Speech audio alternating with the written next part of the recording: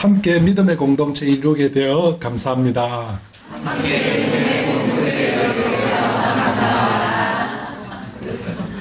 네. 참 저도 여러분 때문에 행복하고 우리 신경 목사님 때문에 행복합니다. 또 이런 존경하는 목사님 섬기시는 교회에 와서 이렇게 또 우리 청년들하고 말씀을 나눌 수 있게 되어서 너무 반갑고 감사합니다. 사실 저는 거절을 했는데 목사님께서 딸들한테 뭐 하고 싶은 이야기 하는 심정으로 오라고 해서 가볍게 오려고 했는데 홈페이지 보니까 참 소중한 자리더라고요. 그리고 그 전에 오신 분들 막 이렇게 보니까 아주 기랴성 같은 강사님들이 많아가지고 제가 좀 두렵고 떨리는 마음으로 이렇게 섰습니다. 좀 첫 번째로 생각하고 싶은 거는 우리 2030 우리 청년들이 진짜 힘들고 좀 불쌍한 이유는 뭘 것 같습니까, 여러분들? 보통 우리 지금 오늘날 이 청년들이 아주 고달픈 삶을 산다고 여러 가지 이제 자주 섞인 그런 이제 단어들, 신조어들이 많지 않습니까? 어떤 것들이 있죠? 이제 뭐 제가 한번 이렇게 찾아봤는데 뭐 N4 세대 그죠? 뭐 3포, 5포, 7포 가다가 지금 N4 세대, 그리고 잉여인간 뭐 이런 이야기도 있고 그죠? 그리고 수저계급론, 헬조선, 그리고 부모 세대보다 잘 살기 힘든 세대. 동의하십니까? 그러니까 저희 때만 하더라도 사실 다 부모보다는 최소한 더 잘 사는 세대였는데 지금 여러분 세대는 이 부모보다는 잘 살기 힘든 세대가 됐습니다. 세금도 훨씬 많이 내야 되고 혜택은 훨씬 적게 받고 그리고 이 돈이 되는 일이라면 숨도 쉬지 않는다는 우픈 표현들이 있는 세대다. 정말 돈. 지금 이 대부분 돈하고 관련된 것 같아요. 그죠? 그리고 이제 김생민의 Great Stupid. 뭐, 일본에서는 영엔 생활이라 해가지고 거의 돈을 쓰지 않고 대여하고 그러는 것들이 이제 우리 김생민, 저는 이 사람 잘 몰랐는데 한 번은 KBS를 틀어도 김생민, 같은 시간에 MBC를 틀어도 김생민이 나오더라고요. 야, 진짜 뜨는 사람인 것 같더라고요. 그만큼 우리 미래가 불안하니까 이렇게 한 푼이라도 모으지 않으면 불안하니까 그런 것 같습니다. 그런데 정말 여러분들 생각에 여기 동의를 하십니까? 맞습니까? 뭐 매스컴이나 보통 우리가 이런 이야기를 흔히 쓰기 때문에 정말 우리 여러분들의 세대를 이렇게 표현할 수 있는 겁니까?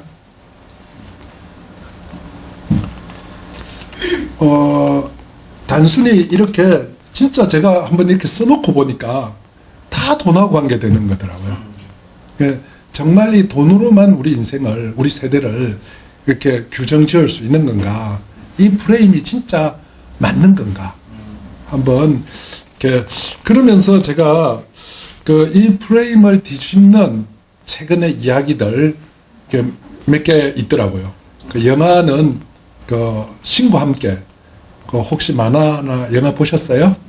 네, 저는 영화부터 봤는데 우리 제가 운영위원으로 있는 우리 초등학교 교장 선생님은 만화도 보고 이렇게 뭐 영화도 보고 선생님들 중에 뭐 만화파, 웹툰파, 이제 영화파, 영화가 더 낫다, 뭐 그래도 사실은 이제 흑수저로서 뭔가 이렇게 막 성공한 이야기보다는 흑수저로서 이렇게 뭐 이야기를 다루고 있고, 특별히 저는 여러분들하고 한번 나누고 싶은 게 요즘 KBS2의 주말 드라마, 저도 주일날 예배 마치고 이렇게 갔다가 아내하고 애들하고 보고 있어서 보기 시작해갖고 저도 중간부터 봤는데 거의 뭐 잘 나갈 때는 45% 시청률을 갖고 있는 그 드라마 혹시 여러분 아십니까?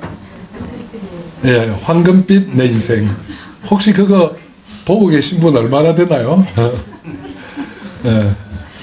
예, 뭐 한 40 몇 프로 본다고 하니까 여기 한 반 이상은 반 가까이는 이렇게 보실 수 있는데 우리 저는 처음에 딱 보니까 뭐 뻔한 막장 드라마의 모든 요소는 다 갖고 있더라고요. 예, 뭐 출생의 비밀, 그 다음에 뭐 재벌 3세, 뭐 갑질, 그 다음에 재벌들의 갑질이나 흑수저가 뭐 갑자기 이제 신데렐라가 되는 그런 이야기들. 그런데 이 올림픽 중계보다도 더 시청률이 훨씬 더 높게 나오는 국민 드라마다. 예. 한번 그 부분, 그 중에 한 짧은 거 제가 한번, 이 영상을 한번 제가 이렇게, 가만있어, 이거를, 영상은 또 요구를 해야 되죠, 그죠? 예. 그걸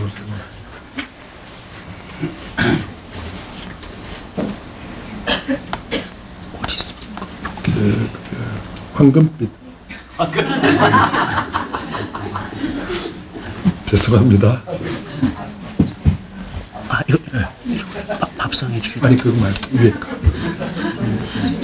아니 그 바로 위에. 네.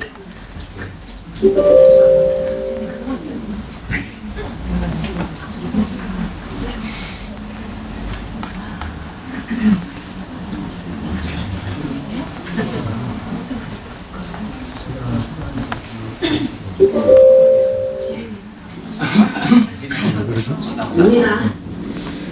오빠는요? 오빠는 꿈이 뭐였어요? 꿈? 어렸을 때 꿈. 학교 다녔을 때 장래희망 생각하는 무슨이었고. 사장? 회장? 사장, 화장? 됐어. 그게 꿈이었다고요? 당연하지. 내가 해성그룹 유일한 아들인데. 힘들었겠다. 뭐? 힘들었겠다고. 그러니까 뭐가 힘들어 내가? 어렸을 때부터 정해진 대로 사는 거 이미 정해져 있는 거. 원하기만 하면 다 이루어지는 삶을 사는 줄 알았더니 맞아 불쌍하네. 야 임마, 나 해성그룹 총수될 사람이야. 어쨌든요, 꿈을 꺼내지 못한 건 자기가 어떤 사람인지 들여다볼 기회를 놓친 거니까. 어차피 결국 꿈이라도 꿔가지고 그랬어요. 그게 얼마나 행복한데. 음료수 타임 끝났으니까 그만 갑시다. 내가 고픈데.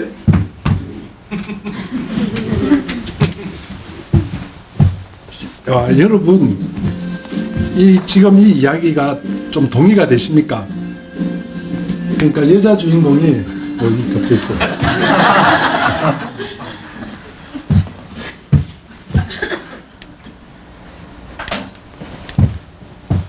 이거를 틀려 또. 이 여자 주인공이, 그러니까, 그야말로 남자 주인공 재벌 3세한테 불쌍하다. 힘들었겠다. 그때 이게 남자 주인공 표정 봤어요? 황당하다는 표정이잖아요. 여러분도 황당하죠? 여러분은 여자 주인공의 이 말이 공감이 됩니까? 아니, 여러분 속에는 그런 이야기 생각하실 분들, 그런 힘든 거, 그런 불쌍한 거 나도 좋으니까 제발 한번 돼봤으면 좋겠다. 예. 오빠, 이렇게 힘들었겠다. 예. 오빠도 참 불쌍하네. 예. 여기서 이제 남들이 검거준 거, 남들이 이미 정해놓은 길, 또 정해놓은 사람하고 결혼하는 그게 정말 과연 행복한 건가? 예. 그거는 꿈꾸지 못하는 인생이다. 그럼 꿈꾸지 못하는 인생을 여자 주인공은 뭐랍니까? 자기가 누군지, 어떤 사람인지 들여다볼 기회를 놓친 거다. 그래서 저는 오히려 이 드라마를 저는 이제 뭐 작가의 의도나 이런 걸 모르는데 이 드라마가 이제 앞으로 이렇게 또 진짜 막장으로 이렇게 막 계속 꼬우면서 끝날 건지 아니면 유종의 미를 거둘 건지는 모르겠지만 제가 생각하는 건 이 작가가 기독교인이 아닌가 생각이 들 정도로 그러니까 지금 이 드라마에서 이야기하는 거는 이 흑빛 인생 이 황금빛 인생이 이게 따로 있는 인생이 아니다는 메시지를 주고 있는 것 같아요. 네. 지금 황금빛 이 제목이 뭐예요? 황금빛 인생이에요? 아니죠. 황금빛 내 인생이잖아요. 그러니까 지금 흑빛 인생이냐 황금빛 인생이냐 이야기하는 것이 아니고 내 인생을 이렇게 황금빛이라고 이야기하는 것 같아요.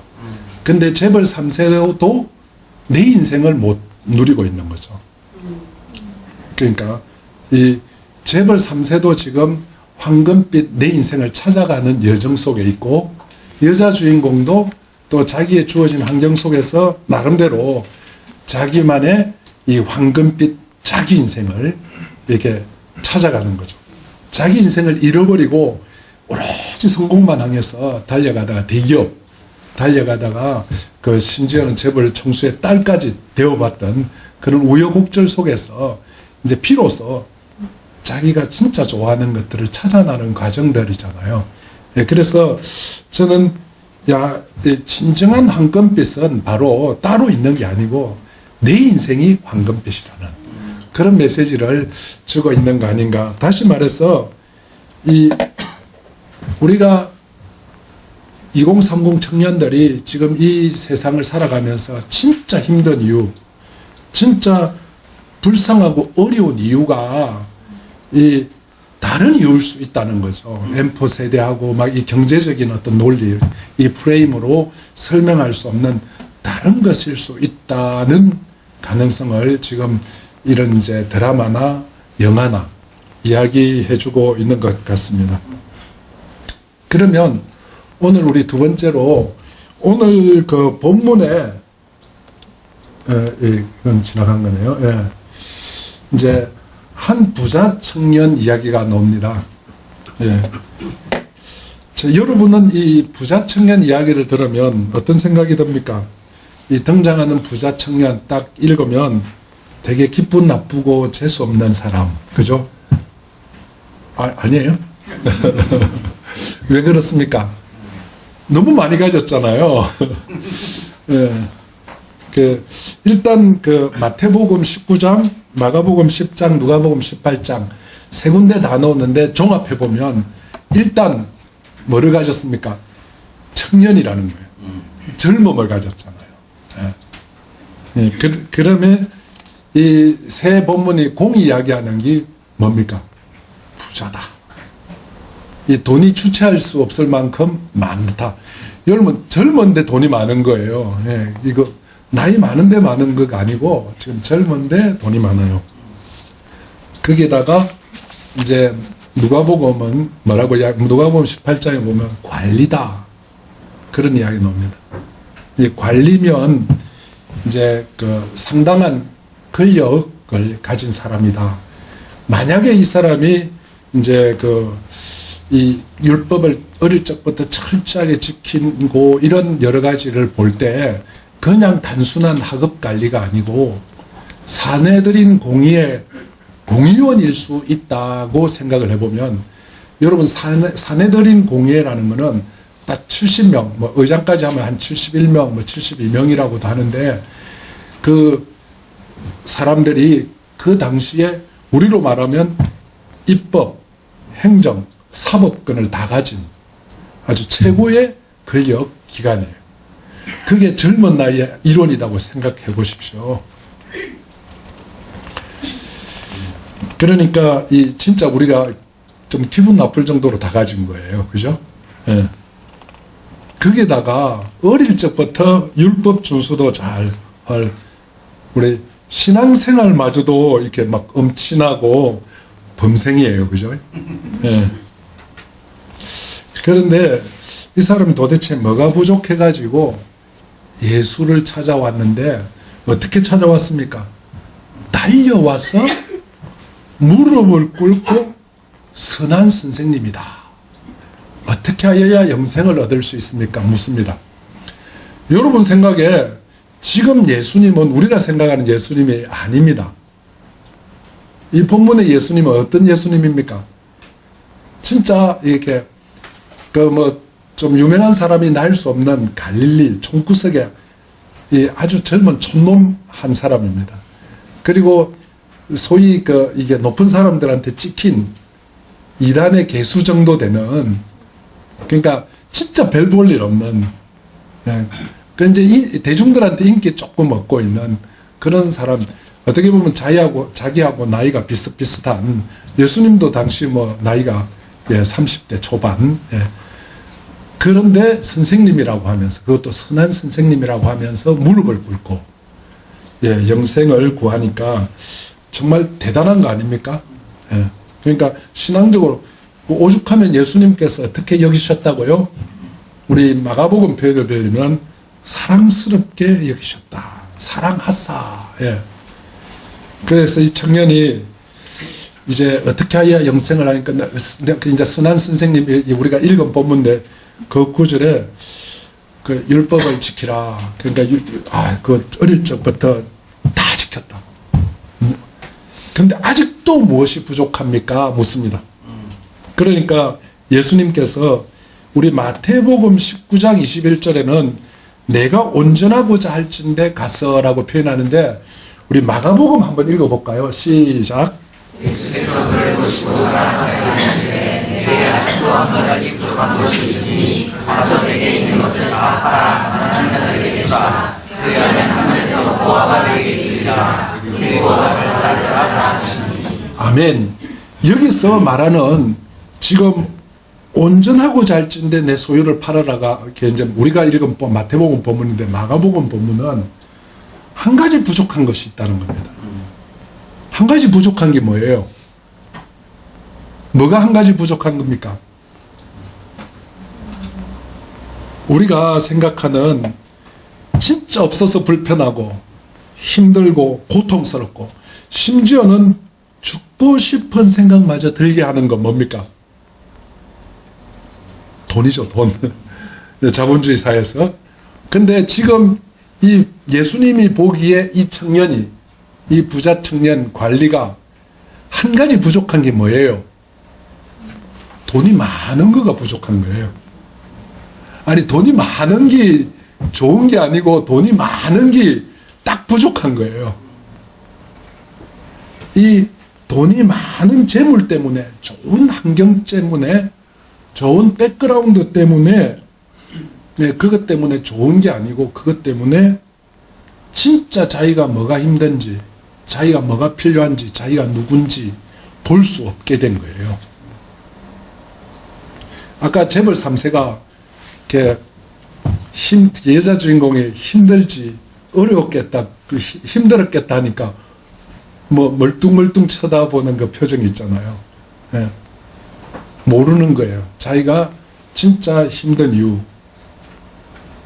그러니까 오늘 본문 말씀에서도 진짜 우리를 힘들게 하고 고통스럽게 하고 하는 것이 결코 돈이 없는 게 아니고, 한편 오늘 보면 오히려 돈이 많은 것이 우리에게 힘든 이유, 부족한 거다. 그렇게 오늘 본문 말씀은 도전하고 있습니다. 정말 나에게 부족한 거. 부족하다는 말은 진짜 필요한 거일 수 있잖아요. 그죠? 그러면 우리가 세 번째로 좀 생각해 보고 싶은 거는, 이 예수님은 이 청년에게 무엇을 요구합니까? 한 가지 부족한 거 있는데 네 많은 재물이 부족한 거다. 그러니까 아예 그 재물을 싹 나누어 주고 나를 쫓아라. 그러면 하늘의 보화를 네가 얻을 거다. 진짜 부유케 될 거다. 여러분 어떻습니까? 다 팔아서 나누어 주랍니다. 갑자기 이 담임 목사님은 이런 거 다 팔아서 헌금하라 뭐 이런 거 강조하기가 힘들잖아요. 요즘 11조 뭐 이런 건 헌금 이야기하기가 교회가 진짜 힘들어요. 저도 개척교회 이제 4년이 다 돼 가는데, 지난주에 딱 그 11조 이렇게 헌금 설교를 한번 한 것 같아요. 근데 이거는 11조 정도가 아니고, 다 팔아서 나눠 주라는 거예요. 저는 외부 강사니까 다 팔아서 강조할 수 있어요. 네, 어떻습니까? 전 재산을 다 팔아라.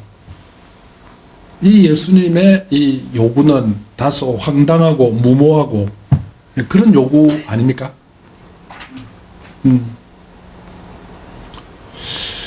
특히 우리가 보기에는 이 젊은 부자가 좀 밥맛 없고 너무 많이 가셔서 그랬는데, 이 예수님 제자들 입장에서 한번 생각해 보십시오. 당시 예수님과 제자들은 상당히 배고팠고 굶주림의 연속이었다는 것을 우리는 성경을 통해서 쉽게 알 수 있습니다. 이 제철도 아닌데 열매 없는 무화과 나무를 예수님은 열매를 따먹으려고 했다는 것을 볼 때 예수님 배고팠던 거예요. 그러니까 막 저주해가지고 나무를 말리기까지 하시잖아요. 그리고 500리어 기적을 일으키기 전에 이렇게 이게 대중 이제 무리들이 며칠 굶어가지고 가다가 쓰러질지 모르겠다 했잖아요. 그럼 여러분, 무리들은 막 이렇게 굶는데 예수님하고 제자들은 뒤에서 몰래 먹었을 것 같아요.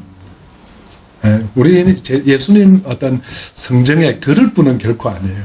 그럼 예수님도 같이 굶은 거예요. 그죠? 그리고 제자들이 그거 남은 거 안 갖고 온 것 같고 막 염려하는 거 볼 때 이 먹는 거에 대해서 굉장히 예민한 것을 볼 수가 있습니다. 네. 힘들었다는 거예요. 진짜. 굶었다는 거예요. 그런데 젊지요, 부자지요, 권력도 갖고 있지요, 이런 힘있고 빽 있는 사람이 달려와서 무릎을 꿇고 제자가 되겠습니다. 그 나머지 제자들 입장에서 이런 동료 제자 한 사람 있으면 땡 잡는 거죠. 그 개척교회 목사 입장에서 한번 생각해 보십시오. 진짜 오매불망 기다리는 능력 있는 새 가족인 거예요. 딱 온 거예요. 근데 그런 교인이 있다고 왔는데 다짜고짜로 네 가진 거 다 팔아 성금해라. 그러니까 가진 게 너무 많아가지고 이 제자 후보생 슬프고 근심스럽게 떠나버리게 만들었습니다. 얼마나 제자들 입장에서 황당하겠습니까? 네. 왜 예수님은 이런 황당한 요구를 하시죠? 여러분들도 황당하다고 생각하시죠? 어떻습니까? 안 황당해요? 그럼 여러분 가진 거 다 팔았어? 헌금하시겠습니까? 네. 근데 사실 그 구약 성경을 이렇게 보면 11조 이야기, 헌금 이야기가 아주 이렇게 이 아브람 때부터 나옵니다. 그죠? 아브람 때도 나오고 출애굽기 레위기에도 보면 추수할 때 다 거두지 말고 모퉁이에 이렇게 남겨두라. 그리고 포도를 딸 때도 다 따지 말고 남겨두고, 또 혹시 이렇게 떨어진 이삭들 줍지 마라. 그 가난한 사람들이 그거 갖고, 그래서 우리 이삭 줍기 명화가 있을 수 있는 이유가 그런 거잖아요. 적어도 구약은 11조고 이렇게 부분 남겨두는 거, 그 떨어진 거 안 줍는 거, 그 정도인데 신약으로 오면 11조 이야기가 있습니까 없습니까? 근데 11조 이야기가 구약에는 있는데 신약에는 없으니까 11조 강조하는 거는 되게 비성경적이다, 그거까지 이야기하는 분들이 있는데, 여러분 신약에 오면 11조 이야기가 있습니까 없습니까? 헌금 이야기 없죠? 그거는 성경을 좀 오해하는 겁니다. 신약에 오면 이게 아예 10분의 1이 아니고 10분의 10을 이야기합니다. 어느 한 가부가 헌금함에 동전 2입을 였대요. 거기 그 가부에 뭐라고요? 전재산이에요. 전재산 헌금한 거예요. 그리고 예수님의 제자들은 뭐 이렇게 다 버리고 예수님을 쫓은 거예요. 재산뿐만 아니라 처자식도 다 이렇게 내팽개치고 부모님도 내팽개치고 지금 예수님을 쫓은 거예요. 그리고 초대교회 오면 바나바라고 하는 사람은 자기 모든 재산을 다 팔아서 사도들을 발 앞에 두고 이 제자 후보생으로 들어오는 것을 볼 수 있어요. 그러니까 신약에 오면 아예 10분의 1이 아니라 전재산 이야기가 많이 나오는 거예요. 지금 오늘 이 이야기도 전재산 이야기잖아요.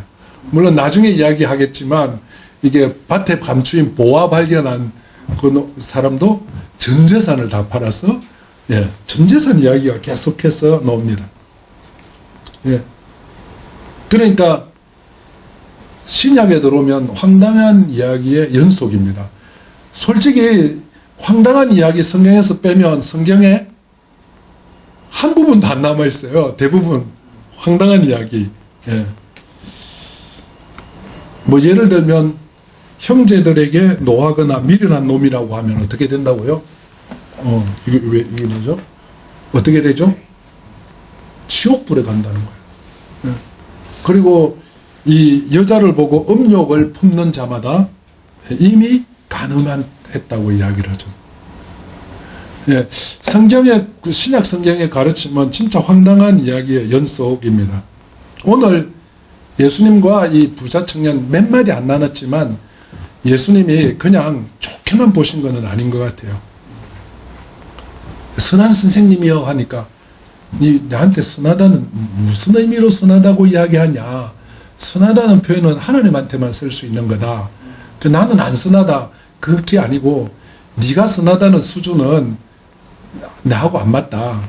나는 하나님 수준의 선한 그 이야기를 하시는 겁니다. 그리고 생명을 얻으려고 하면 네가 이 온전하고자 할 텐데 이 계명을 지켜야 된다. 율법 지키는 건 나 다 했습니다. 그런데 예수님은 율법이라는 건 아주 최소한의 거잖아요. 이 유지시키기 위해서 최소한의 것 지키는 겁니다. 근데 예수님은 뭐라고 이야기하십니까? 이 내 부모를 공경하라. 내 이웃을 내 몸같이 사랑하라. 그러면서 네 가진 거를 다 팔아서 가난한 이웃들에게 나누어 주라 이야기합니다. 그러면서 마태복음 5장에 보면 예수님이 마태복음 5장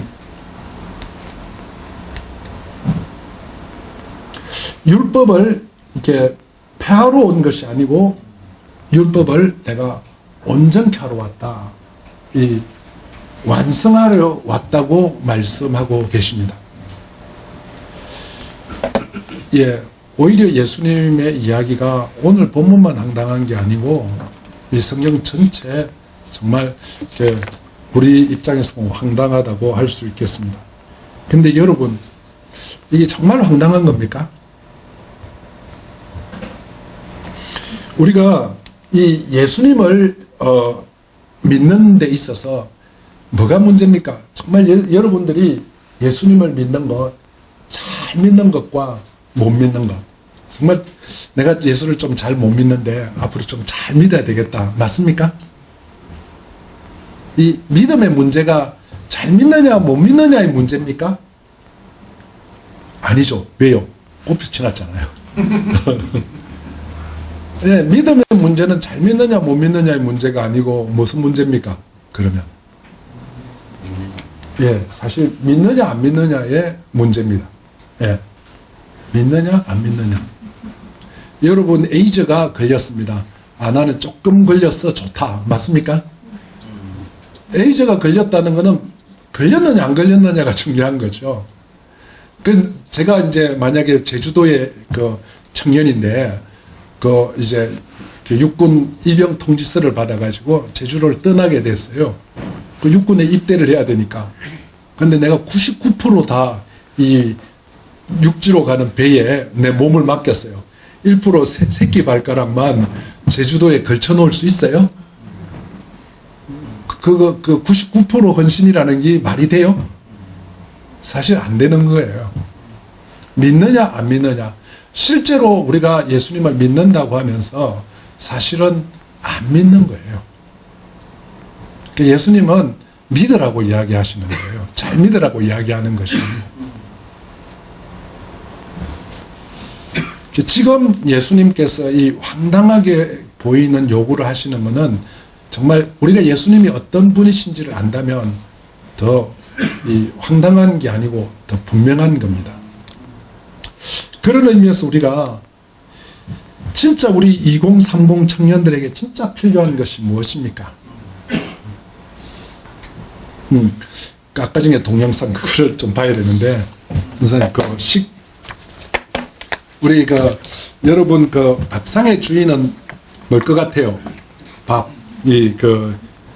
허영반의 식객, 여러분 한번 잠깐 보시겠습니다.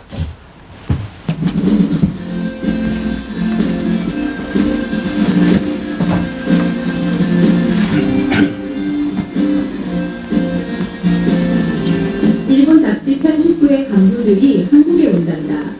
국장님은 우리를 불러놓고 무슨 음식을 대접할까 물었다. 그러고는 자기가 대답한다.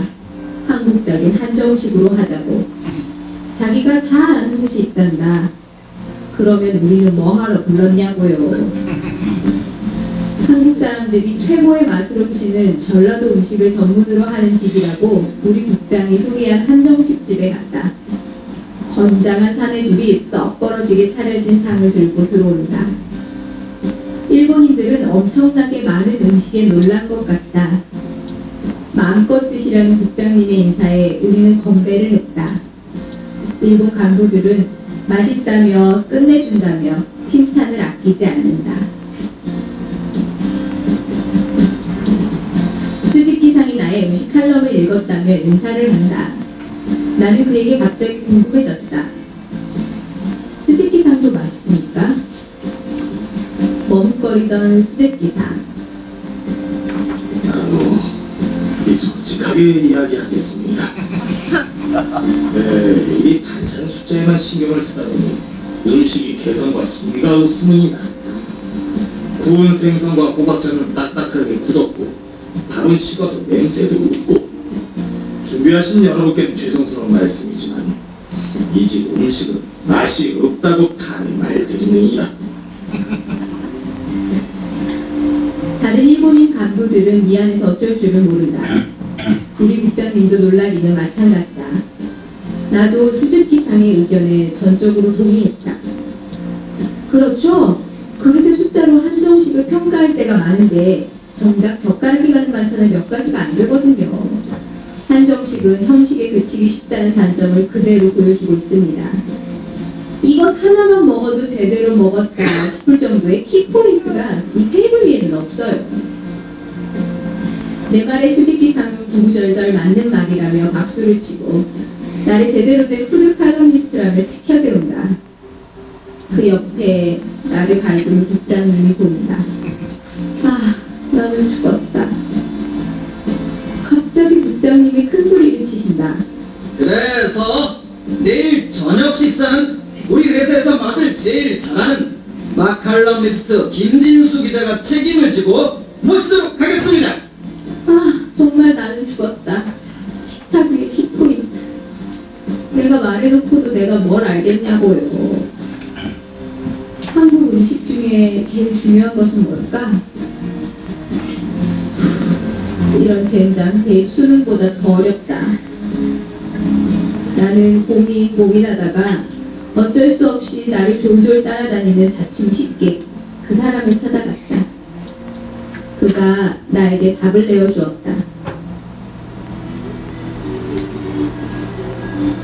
나는 그들을 한옥으로 초대했고 한복까지 입고 나와 인사했다. 그들이 내가 준비한 이 음식을 정말로 맛있게 먹고 오랫동안 한국 음식의 맛을 기억해 주기를 바라는 마음으로. 네, 오세요. 김치, 김구이, 간장, 된장찌개. 이게 전부 다냐며 국장이 깜짝 놀라 나를 매서운 눈초리로 흘겨본다. 아닙니다. 한 가지 더 있습니다. 그것은 밥입니다. 국장님은 펄펄 뛰며 난리가 났다. 뭐야? 밥에 당연히 있어야 되는 거 아니야? 김 기자, 아니 이거 손님 대접이라고 하는 거야? 혹시나 했더니 역시 오자. 너 지금이라도 너 다른 주지 말아봐. 가만! 이 밥 냄새는 어제 한정식의 밥 냄새가 아닌데. 수직기상의 혼잣말이 들렸다. 세상에 이렇게 맛있는 냄새가 날 수 있나? 이렇듯 식욕이 살아나고 있어. 따끈따끈한 열기가 입에 차면서 느껴지는 밥맛이 뭐랄까 베토벤 9번 교향곡의 4장의 기분도 같은 기분이다. 베토벤 교향곡 후하. 사람들은 웃으면서 밥을 먹어보기 시작한다. 김에다 싸서 간장을 조금 찍어 먹고 김치를 먹고 그들은 제대로 된 그 밥맛에 놀랐다. 오, 밥과 김치와 된장국. 한국 음식의 참맛을 봤다고 자부할 수 있는 순간이다. 이번 한국 여행, 오늘 저녁 식사를 위한 여행이었다. 이런 음식을 해주신 미스님께 감사드립니다. 우리는 밥상을 받으면 눈으로 반찬의 종류를 세어보고 난 뒤 입으로 반찬의 맛을 보면서 식사를 한다. 식사가 끝난 뒤 반찬의 맛을 따지면서 잘 먹었다, 못 먹었다를 결정한다. 이때 섭섭해하는 주인이 있었는데 바로 밥이다. 우리는 밥의 맛을 잊었다. 밥이 맛있으면 김치 한 가지로도 밥 한 그릇을 맛있게 먹을 수 있다. 밥상의 주인은 밥. 자칭 식객이 내게 알려준 답은 진짜였다.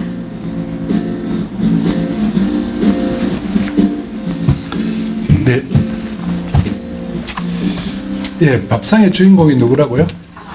네. 그 사실 우리 예수님은 이 땅에 밥으로 오셨습니다. 아십니까? 우리 요한복음 6장 48절에 보면 뭐라고 말씀하십니까? 우리 47절부터 제가 한번 읽어보면 진실로 진실로 너희에게 이르노니 믿는 자는 영생을 가졌나니 내가 곧 생명의 떡이니라. 예, 너희 조상들은 광야에서 만나를 먹었어도 죽었거니와 하면서 이는 하늘에서 내려오는 떡이다. 여기서 생명의 떡 할 때 이 떡이 헬라어로 아르티우스, 다시 말해서 주식이라는 뜻입니다.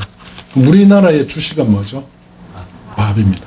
그러면 이것을 우리나라 말로 번역을 하면 생명의 밥이시다. 누가요? 예수님이. 예. 예수님이 생명의 밥이십니다. 근데 이 지금 밥상에 밥이 주인공인데 너무 많은 가짓수의 반찬 때문에 또 다양한 국적의 음식 때문에 또 전기밥솥 때문에 이 천편일률적인 맛으로 그리고 간식이나 패스트푸드 때문에 우리에게서 밥맛을 빼앗아가 버렸습니다. 그 심지어는 고급스러운 식기들, 식기 세트, 멋진 밥상 때문에 이 밥의 존재감을 잃어버렸습니다. 우리도 이 화려한 교회 건물이나 다양한 프로그램 이런 것들 때문에 교회가 진정 추구해야 될 밥 대신 예수님을 이렇게 소홀히 하고 있는 것은 아닌지 모르겠습니다. 정말 우리에게 필요한 것은 이 밥 대신 예수님입니다. 우리의 결핍이 바로 이 예수님에 대해서 우리가 제대로 믿지 않기 때문에, 잘 안 믿는 것이 아니라 아예 믿지 않기 때문에 이 능력 없는 그리스도인으로 살아가고 있는 것은 아닌지 우리가 생각해 봐야 됩니다. 사실 이 밥이 우리 이렇게 밥상에 차려지기 위해서 이 살이 일단 그 곡식이 꺾여야 되고, 그 다음에 벗겨지고 탈곡돼야 되고, 그 다음에 도정되어서 깎여야 됩니다. 그리고 씻겨지고 삼켜지는 그런 과정을 거쳐서 우리 우리에게 오는데 꼭 예수님께서 그런 과정들을 거쳐서 우리의 밥으로 오셨습니다. 그러면서 이것은 너희를 위한 내 살이다. 피다. 받아라. 먹어라. 마셔라. 말씀하고 계시는 겁니다. 진짜 우리에게 결핍한 것은 이 예수 그리스도가 아니겠습니까? 예수 그리스도를 우리는 뭐라고 말합니까? 메시아다. 그리스도다. 주님이시다.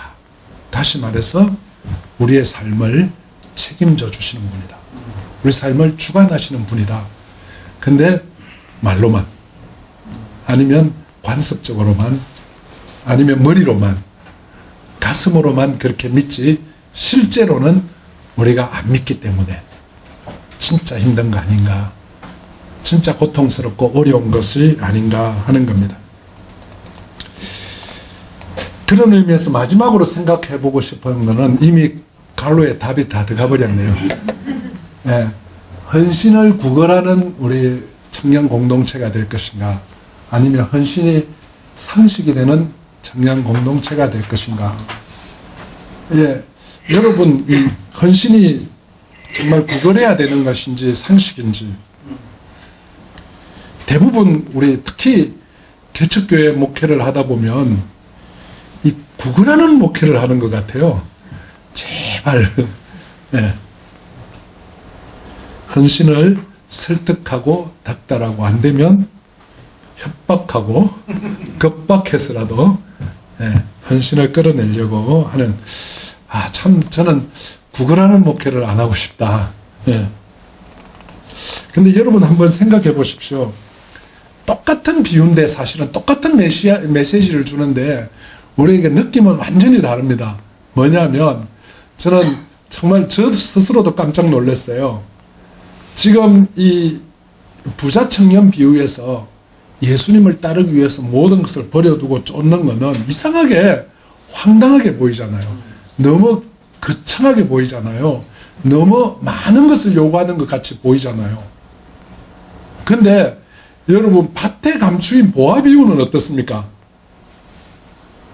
밭에 감추인 보화 대신 예수 그리스도를 얻기 위해서 그 보화를 발견한 사람, 아니면 진주 비유는 어떻습니까? 진주는 아예 찾아다니다가 만난 겁니다. 그 사람들이 다 공이 어떻게 했습니까? 자기 재산의 일부를 팔아서 그것을 샀습니까? 아니면 전부를, 그것도 어떻게 해요?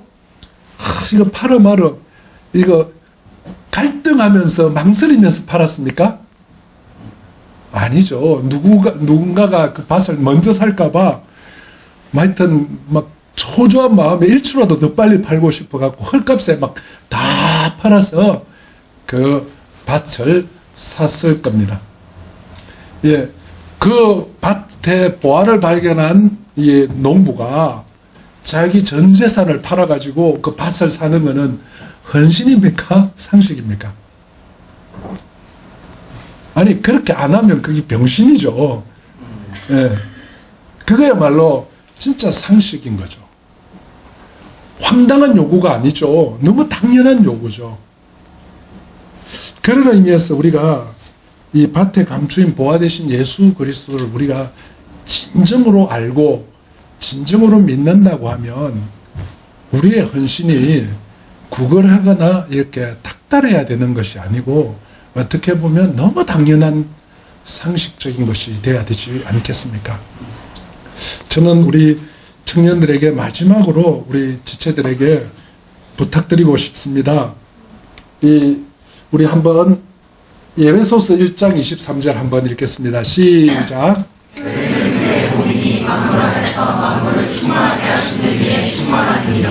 아멘. 예수님이 교회의 머리 되시고 우리가 뭡니까? 교회입니다. 우리가 교회의 지체입니다. 그죠? 근데 우리 교회가 그의 몸된 교회가 어떤 존재입니까? 만물 안에서 만물을 충만하게 하는 이의 충만이다. 우리가 교회 안에서 교회 성장을 위해서 열심히 충만하게 일하는 그런 존재가 아니고, 그 스케일이 뭐 한반도도 아니고 스케일이 어떻습니까? 천하 만물 안에서 만물을 충만케 하는 것이 우리 교회입니다. 우리 청년들입니다. 우리가 꿔야 될 꿈은, 이렇게 성경에서 말하는 꿈은 이 정도 꿈입니다. 예.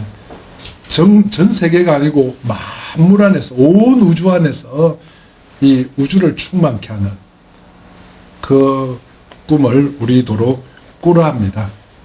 근데 우리 자신을 스스로 볼 때 좀 황당하죠. 근데 성경은 또 뭐라고 이야기하느냐 하면, 너희는 세상에 뭐라고요? 소금이다. 또 세상에 너희들은 뭐라고요? 빛이다. 이 말씀을 믿으십니까? 아멘입니까? 그러면 여러분은 이미 빛이네요. 이미 여러분은 소금이네요. 지금 이 본문은 소금이 되라고 말씀하시는 겁니까? 빛이 되기 위해서 우리는 어떻게 해야 된다고 말씀하시는 겁니까? 빛이다. 이미 빛이다. 소금이다. 여러분 자신 있으십니까? 여러분은 자신 없을지 모르지만 여러분 속에 누가 계십니까?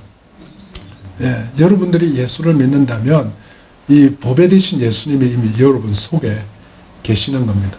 구약에는 이 하나님의 영이 떠났다 들어왔다 하지만 우리 신약에 오면 하나님의 영이 영원토록 우리 가운데 거하시는 줄 믿으시기를 바랍니다.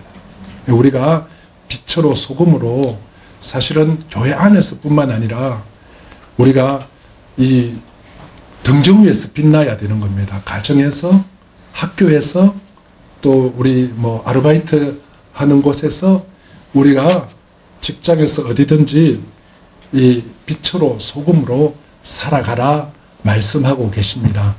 우리는 이미 빛입니다. 소금입니다. 가는 곳곳에서 만물을 충만케 하는 하나님의 나라의 복음을 살아내고 또 우리 공동체를 만들어가는 그런 일로 하나님께서 우리를 부르셨습니다.